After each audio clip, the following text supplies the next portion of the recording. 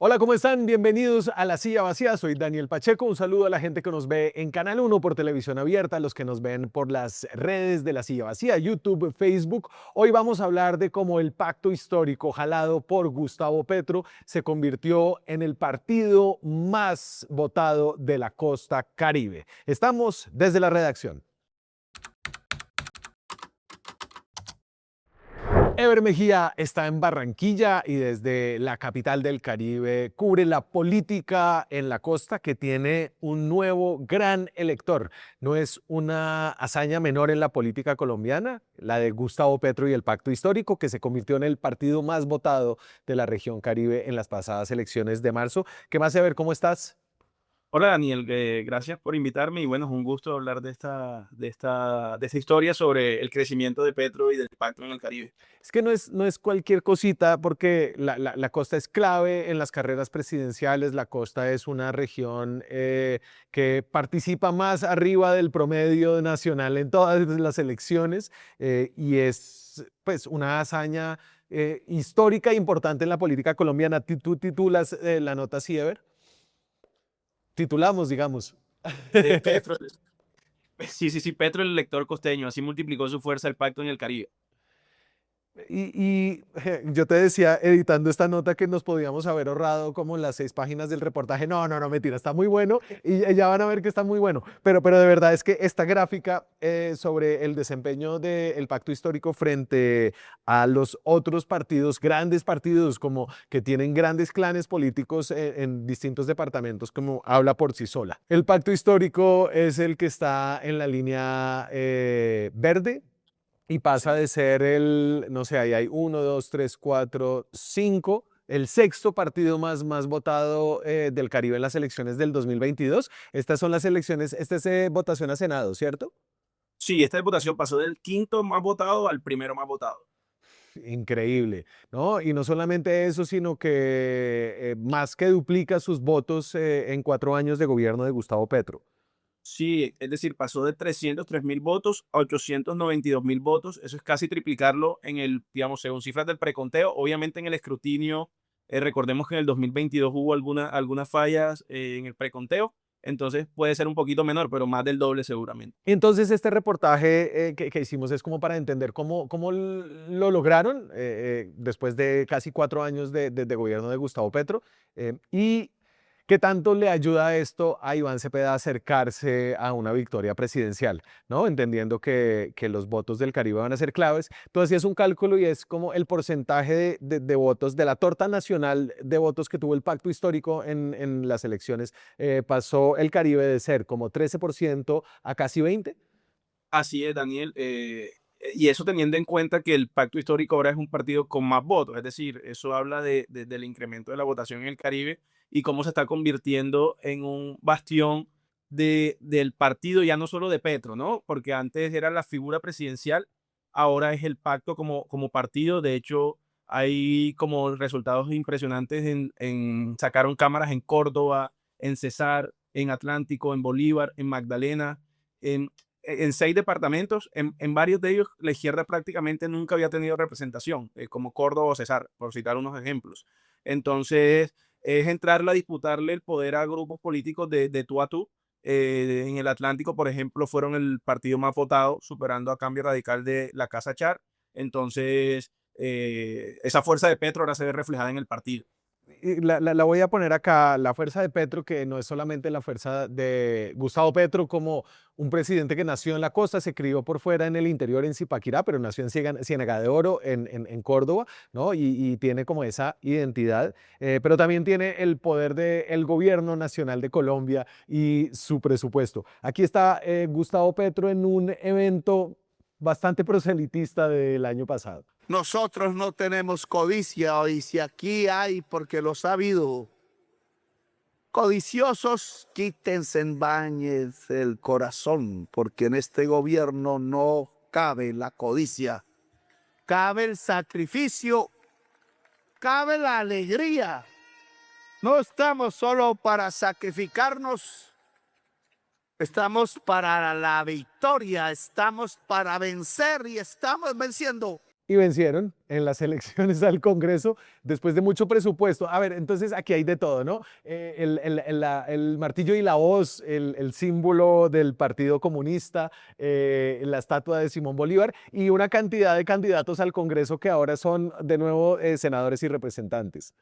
Así es, Daniel. De hecho, te doy un dato. Ese evento fue de la Agencia Nacional de Tierras, que fue uno de los fortines burocráticos del Pacto Histórico, y el evento era para repartir, para hacer la oficialización de algo así como 100 hectáreas de tierra del municipio de Sabana Larga, que eso queda como a 50 kilómetros de Barranquilla. Entonces, digamos que ese evento, por ejemplo, fue una excusa para hacer todo pues precisamente toda esta puesta en escena en la que el presidente pues se mostró ahí al lado de la estatua de Simón Bolívar. Entonces, recordemos que era un momento muy caluroso, de que el presidente estaba llamando a cabildo abierto y básicamente lo que hacían estos eventos era mantener una especie de campaña activa. Esto fue meses antes de la consulta del pacto histórico. Claro, entonces, primero, tiene burocracia estatal, que es buena parte como de lo que tú cuentas. La ANT para entregar 100 hectáreas, monta una tarima en Barranquilla a 50 kilómetros del lugar donde va a entregar eso y después el presidente llega con todos los candidatos futuros del pacto histórico, los pone en la tarima y arenga al pueblo. Hay una identificación, ¿no? Yo sí creo que a Petro le reconocen, a ti te lo decían, ¿no? Salario mínimo, los salarios a los soldados, los subsidios. Sí, así es. De hecho, Daniel, en la aprobación presidencial, por ejemplo, la única encuesta que mide la aprobación presidencial por región es Atlas. Allí Petro tiene una aprobación del 36%, pero si uno ve los números en el Caribe, allí ya llega hasta el 42%. Entonces, lo que vemos es que en el Caribe hay un fervor grande por Petro, incluso también tiene que ver con las condiciones sociales de muchas personas. Ahí el 46% de la región vive en pobreza monetaria, entonces las políticas y a quién le habla el presidente se ve que tienen mucho más impacto que en otras regiones del país. Sí, y cuando el promedio nacional es de más o menos el 30%, es decir, es una región donde la pobreza está mucho más marcada, donde la desigualdad está más marcada, y una región históricamente, ver, ¿no? Una región históricamente, no sé cómo describirla, pero no es liberal en el sentido como del partido liberal, pero sí una región donde los políticos populares y populistas han tenido como un mayor arraigo. Sí, así es. Bueno, en Barranquilla, por ejemplo, antes de la era dorada del charismo, de 2 décadas en el gobierno, hubo movimientos de izquierda que también duraron mucho tiempo en el poder. Pues yo creo que hay que verlo como incluso más departamental. Cada departamento tiene como unas situaciones distintas. Ahora, lo que sí vemos es que a Petro siempre le ha ido muy bien en el Caribe. Lo novedoso es que ya no solo es Petro, sino el pacto como organización política que por primera vez entra a competirle de verdad de tú a los partidos y a las casas políticas tradicionales de cada departamento. Claro, y no cualquier casa política. Te voy a poner el mapa de ganadores en las elecciones al Senado por municipio. Entonces aquí van a ver muchos colores. Fíjense sobre todo, a ver, el amarillo es los municipios duros donde hay todavía una hegemonía del partido de la U, ¿cierto? Los ñoños por allá en Córdoba, arriba están el clan de Luque en La Guajira. Pero Sí. en la zona más poblada de ver que es ese rosado que hay ahí, que eso es Atlántico, en Magdalena, algo de Bolívar quizás, en esos municipios es el pacto histórico y luego tienes un Bolívar que está muy azul, ¿cierto? Sí. Que es todo lo que es los BLEL Doble- del Partido Conservador. Claro, allí lo que pasa es que, por ejemplo, en La Guajira y en Córdoba la U es muy fuerte, pero de pronto no tienen tanta fuerza en el Atlántico o en Bolívar. Y así pasa con otros partidos. Cambio Radical es muy fuerte en Atlántico, pero no tan fuerte en otros. Entonces ellos van ganando en zona. Y lo interesante del pacto es que es transversal. O sea, a veces es el más votado en un departamento, pero si no es el más votado, es el segundo o el tercero más votado. Eso hace que cuando haces toda la suma, pues le gana a los otros partidos porque están como muy concentrados en departamentos específicos. Entonces, esa es un poco la lógica. Obviamente hay departamentos donde le va mejor, le va muy bien en Sí. Barranquilla, le va Atlántico. La variación entre 2022 y 2026 es muy clara, ¿no? Y es importante lo que tú decías, es una variación en todos lados, no solamente en el Caribe, pero en el Caribe están esos puntos más, los verdes más oscuros es donde el aumento es mayor. Y ahí se ven que en todo el Caribe, especialmente en Atlántico, Bolívar, hay verde por todos lados. De hecho, no hay rojo casi que en ningún lado, por ahí un municipio de La Guajira, ¿no? Y eso hace que el pacto histórico tenga cerca de 1 millón de votos, 800 y pico de mil en el Caribe de sus 4 millones, cerca de 20% del total de votos. Y esto es increíble de ver también porque es una zona muy competida, ¿no? Donde hay unas clientelas que son expertas, especializadas en amarrar votos, comprar votos, tener estructuras clientelares a veces a partir de obras, etcétera. Pero incluso esas estructuras terminaron siendo como hackeadas por el petrismo.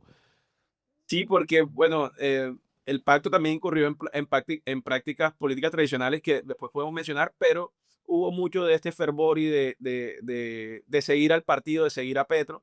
De hecho, un político de Cambio Radical me decía, textualmente lo voy a leer, me decía, convéncete de que es así, la gente pasa por el comando, le hacen la pedagogía y se van para el puesto de votación. Regresan con el certificado, pero los votos en la mesa no cuadran. Eso lo que dice ese político básicamente es que el conteo de votos que tienen amarrados no les da porque mucha de la gente que va y les muestra el certificado aún así está votando con el pacto histórico. Entonces es un fenómeno que a veces trasciende ese voto amarrado y se va a las listas del pacto. Claro, el petrismo sí ha hecho unos acuerdos con grandes, bueno, al menos un gran clan político, el clan Torres, que es clave en tu departamento, en Atlántico. Sí, Daniel, digamos, los Torres desde la campaña presidencial de Petro en 2022, estamos hablando de ellos. Recordemos aquella tarima que financió Euclides Torres en Barranquilla justamente, y, y han sido bienvenidos, han tenido cupos en la lista cerrada del Senado en 2022, ahora participaron en la consulta y Pedro Flores, el candidato de ese clan, fue el más votado en la consulta de octubre. Entonces vemos la fuerza que tienen al interior del Caribe, del pacto histórico, e incluso pusieron a una cámara con los votos de ese clan porque lo posicionaron muy bien en la consulta, una votación también impresionante. Entonces Pedro Flores entra, de hecho, por el Polo Democrático, que es el partido del hoy candidato del Pacto Histórico, Iván Cepeda, y se convierte su compañero de bancada, y se convierte obviamente en un factor con el que Cepeda uno ha lidiado, mostrándose hoy como un candidato anticorrupción. Lo que sabemos de los Torres es que tienen viceministro del Interior, tienen superintendente de transporte, todos claves para sectores que le interesan al emporio empresarial de Euclides Torres. ¿Qué tanto necesita Cepeda crecer? Entonces, voy a pasar por lo de la consulta. Entiendo, yo sé que el artículo se toma un trabajo en explicar por qué la consulta fue más votada en el Caribe que ahora, cuando había como maquinarias prestadas, pero para saltar al tema de Cepeda, voy a ir como a los votos que tiene el Congreso versus primera vuelta de Petro, ¿no? Y ahí lo que te muestra por departamento. Entonces, la barra morada es la votación de segunda vuelta de Petro en 2022, la barra azul clara es la votación de primera vuelta y la barra azul oscura es la votación de 2026 en Senado. Y eso lo que nos muestra, Ever, es que todavía necesitan crecer mucho más. Claro, Daniel, porque si bien para al Senado casi triplican su votación, el pacto histórico, Cepeda para ganar o para por lo menos sacar los mismos votos que Petro todavía debe triplicar esa votación. Es decir, pasar de 900.000 votos que sacó en el Caribe a 2,5 millones que sacó Petro en segunda vuelta. Entonces lo que hay es mucho trabajo. Obviamente el voto presidencial incluso juega todavía más la opinión, con lo cual ahí seguramente pueda ganar Cepeda unos votos, pero ya lo que se está hablando es con qué aliados nuevos va a contar Cepeda para crecer en el Caribe, donde ha habido clanes como los Torres que no pusieron votos ahora en marzo, pero que pueden jugar con él, y creo que esas son las conversaciones que se van a venir y que va a ser clave cómo las asumirá Cepeda. Claro, entonces Cepeda todavía no ha señalado una apertura como la que tuvo Petro. Tú te ganaste un premio Simón Bolívar hace 4 años reportando sobre cómo la campaña de Gustavo Petro a través de Roy Barreras trajo una cantidad de políticos tradicionales en segunda vuelta, de hecho, con lo que pudo ganarle a Rodolfo Hernández. Ahora tiene unos aliados propios, ¿no? Ahora ya no está solamente Petro sin congresistas en el Caribe, sino que hay una lista larga de aliados. Lo repaso por acá, ¿no? Entonces, bueno, está Euclides, que es contratista del gobierno, Pedro Flores, su senador, sobrino político, Jaime Santamaría, que está en la Cámara de Atlántico, Orlando de la Hoz, que es senador también del pacto, Edwin Palma apoyó a Felipe Hernández, que salió Cámara Magdalena, Felipe Harman apoyó a Patricia Caicedo desde la ANT y Alexandra Pineda, ahí hay senadora, Verónica Alcocer tiene un vínculo con Ahmed Escaf, tengo también, hay harta gente, ¿no? Para Sí, no llenarlos de nombres. Ahora hay más gente, pero un poco lo que tú intuyes es que Cepeda sí tendría que hacer como lo mismo que hizo Petro para ser más competitivo, que es no solamente los del pacto que ya tienen bastante maquinaria, sino otros más. sí, Daniel. Bueno, estos nombres que mencionamos ahí son básicamente casi todos ya están sumados al pacto, salvo los Torres que tienen un ala en el Partido Liberal. Los otros van a seguir, ya están haciendo campaña por Cepeda. Entonces, incluso los que están ahí están haciendo campaña por Cepeda, pero el otro ala de los Torres todavía no. Entonces, el gran interrogante es si además de estos va a sumar esas nuevas estructuras. ¿De quién estamos hablando? De los Torres, de Eduardo Pulgar del Partido Liberal, de Yesmi Barraza del Partido Liberal, de Ape Cuello del Partido Conservador en Cesar, de Fernando Niño en Bolívar.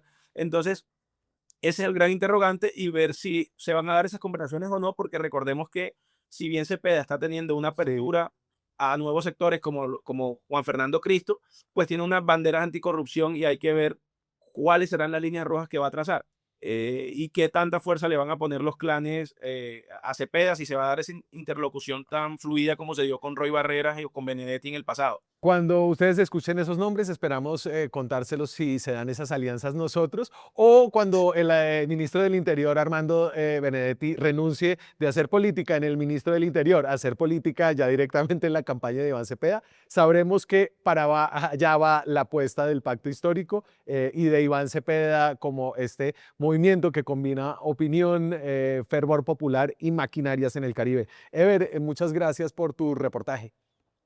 No, gracias a ti, Daniel, y bueno, ahí estaremos siguiendo estas movidas. Hacer periodismo independiente cuesta. Cada suscripción a este canal nos permite financiar historias que revelan patrones, intereses y otras dinámicas de poder que otros no cuentan. Suscríbase y sea parte de la comunidad que apoya a La Silla Vacía.